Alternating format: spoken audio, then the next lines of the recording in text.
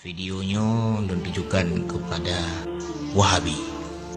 Nasi draw anak miet cukup tat garang. Jih manteng meglang janggut karaya. Ahban karaya dijak uyaman. Dijak lanjutkan sambung tikula.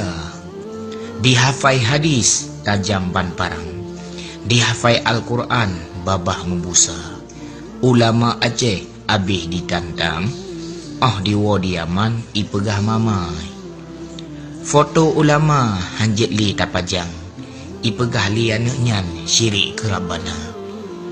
Masalah suluk pihna disampaikan. Sabah kesesatan so yang kerja. Yang paling parah ipegah li anaknyan.